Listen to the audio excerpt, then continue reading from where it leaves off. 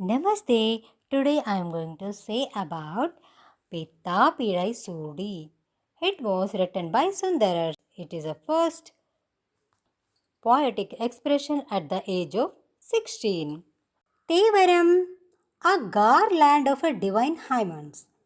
நமசிவாய வாழ்க நாதன்தான் வாழ்க இமைப்பொழுதும் என் நெஞ்சில் நீங்காதன் தாள் வாழ்க கோக்காழியாண்ட குருமனிதன் தாள் வாழ்க ஆகமம் ஆகி நின்று அன்னிப்பன் தாள் வாழ்க ஏகன் அநேகன் இறைவன் போன் தாள் வாழ்க. The opening of the Shiva Puranam reminds us that our relationship with divine is deeply personal.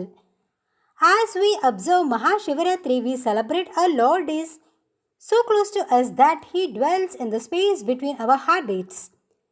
Whether we see Him as a singular truth or the many forms of the universe, His grace remains the constant light that leads us from darkness of ignorance to the sweetness of wisdom.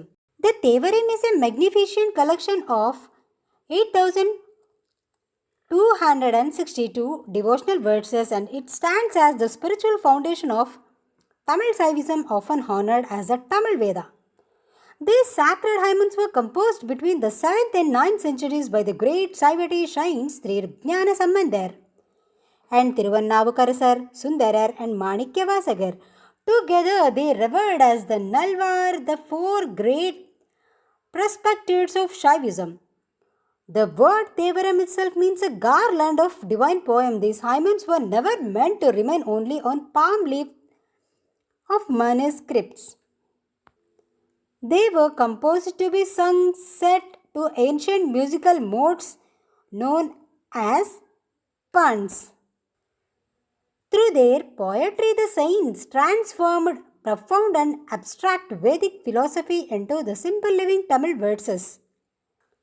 In doing so, they brought the divine closer to ordinary people and showed the spirituality is not reserved for scholars, but it is open to every sincere seeker. At the heart of the Thevaram lies a clear spiritual path. Pure devotion remembrance through the sacred five-symbol mantra Namah Shivaya, and above all the surrender of the ego. It teaches us that through love and humility, the soul can move towards union with Shiva. Then why is this Thevarams are so important for Shiva worship, especially on the sacred night of the Mahashivaratri? In the Lord Shiva worship, the Thevaram becomes a bridge between the outer ritual and inner experience. These hymns are believed to carry mantra shakti and transforming power of sacred sound, which purifies both the environment and the heart of the devotee.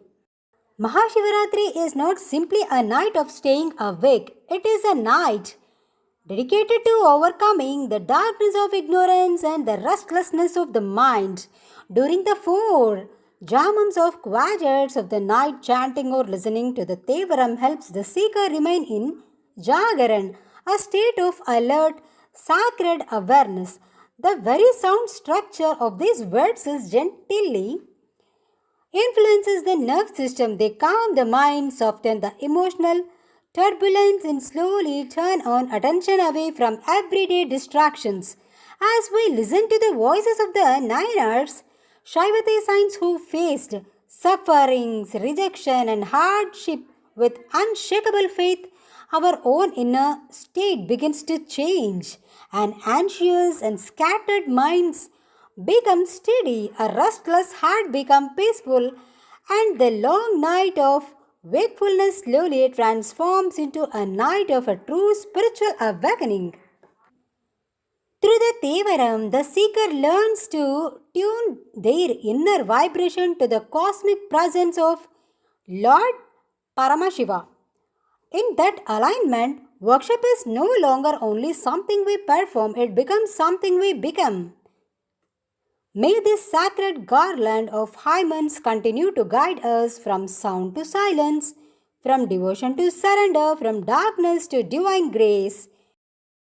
There are many Thevaram stanzas. Among them, this particular Stanza has a very beautiful meaning between a devotee and his Lord. ஊனாய் உயரானாய் உடலானாய் உலகானாய் வானாய் நிலனானாய் கடலானாய் மழையானாய் தேனார் பெண்ணை தென்பால் வெண்ணை நல்லூர் அருள் துறையுள் ஆனா உனக்காள இனி அல்லேன் எனலாமே. The meaning of this Thevaram is, you have become the flesh that sustains me, the body that gives me form, the life and the very world I live in. I see you in the vastness of the sky, the sturdiness of the earth, the magnanimity of the oceans, the strength of the mountains. By the river, whole water is as sweet as honey. I see you dwell. O Lord, how can I say I am not yours? I am blissfully enslaved to you. Hara Hara Mahadeva Shambhu.